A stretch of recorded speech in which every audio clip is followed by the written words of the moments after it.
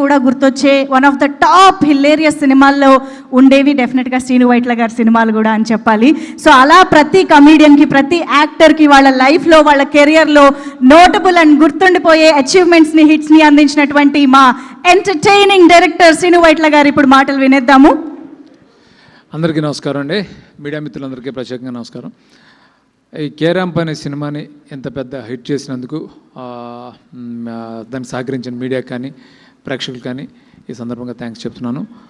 అట్లాగే ఈ సినిమా నేను చూసినప్పుడు నాకు అనిపించింది అంటే ఎంత మంచి ఒక సెన్సిటివ్ పాయింట్, అంటే ప్రేమించడం అంటే బలహీనతలను కూడా ప్రేమించగలగటం అనే సెన్సిటివ్ పాయింట్ని ఎక్కడ ప్రీచింగ్ లేకుండా ఎంగేజింగ్గా, ఎంటర్టైనింగ్గా చెప్పాను. డైరెక్టర్ నిజంగా గ్రేట్, చాలా చాలా బాగా చెప్పావు. ఎక్కడ ఒక సెకండ్ కూడా సినిమా బోర్ కొట్టలేదు.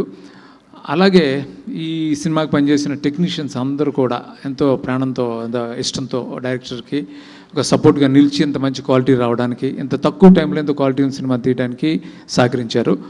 అందరికీ సందర్భంగా కంగ్రాట్స్ చెప్తున్నాను. అట్లాగే యాక్టర్స్ అందరూ కూడా బాగా చాలా చాలా మంచి ఆర్టిస్టులు అందరూ ఫెంటాస్టిక్గా చేశారు. అది వెన్నెల కిషోర్ కానీ, లేకపోతే నరేష్ గారు కానీ, మిగతా యాక్టర్స్ అందరూ కూడా, కొంతమంది పేరు నేను మర్చిపోయినా కానీ సమయభావం. సో అందరికీ నిజంగా చాలా ఫెంటాస్టిక్గా చేశారు. అంటే అంత కాంప్లెక్స్ క్యారెక్టర్ని తీసుకున్న కొత్త అమ్మాయిని నిజంగా అంత బాగా పర్ఫామ్ చేయించినందుకు కూడా డైరెక్టర్ని అగైన్ మనం అప్రిషియేట్ చేయాలి. అంత బాగా చేయించాడు అబ్బాయి. సో అట్లా కెమెరామెన్ సతీష్ కానీ ఫెంటాస్టిక్, తన వర్క్ చాలా బాగుంది. అట్లాగే అందరూ బాగా ఎక్సెల్ అయ్యారు. మీద ముఖ్యంగా ఏంటంటే ఇలాంటి సినిమాలు తీయడానికి ప్రొడ్యూసర్ చాలా ఇంపార్టెంట్. అంటే ప్రొడ్యూసర్ అంటే కథను నమ్మి సినిమా చేయాలి అనే కోరిక చాలామందికి, వాళ్ళ కథను చెప్పాలి అనే డైరెక్టర్స్కి ఉంటుంది. కానీ ఒక నిర్మాతకు కూడా ఒక మంచి కథ చెప్పాలనే తాపత్రయం రాజేష్లో ఎక్కువ కనిపిస్తుంటుంది.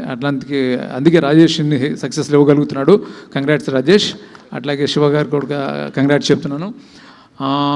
అట్లాగే కిరణ్ గురించి నాకు చాలా హ్యాపీగా అనిపించింది. అంటే ఎంత ఎనర్జెటిక్గా చేశాడంటే తను నిజంగా రవి, నాకు beginning films, Venky, Dubai cinema చేసినప్పుడు రవి అలా ఉండేవాడు, అలా అనిపించాడు. సో తనకి చాలా చాలా మంచి ఫ్యూచర్ ఉంటుంది.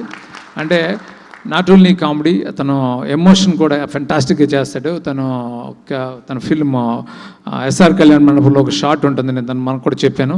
చాలా ఫెంటాస్టిక్గా అంత పెద్ద షాట్ని అంత హోల్డ్ చేసి అంత మంచి పర్ఫార్మెన్స్ చేశాడు. అట్లాగే ఈ సినిమాలో కూడా అంత బాగా అదే పర్టికులర్గా ఫుల్ ఎనర్జెటిక్గా చేయడంతో పాటు ఎమోషన్ కూడా ఎక్స్ట్రాడినరీగా చేశాడు. ఈరోజు ఇంత సినిమా ఎంత పెద్ద హిట్ అయినందుకు చాలా చాలా సంతోషంగా ఉంది. అందరికీ సందర్భంగా మరొకసారి కంగ్రాట్స్ చెప్తూ thank you so much. Thank you sir, thank you so much. మళ్ళీ చాలా రోజుల తర్వాత మిమ్మల్ని ఈ వేదిక పైన చూడడం చాలా సంతోషంగా ఉంది.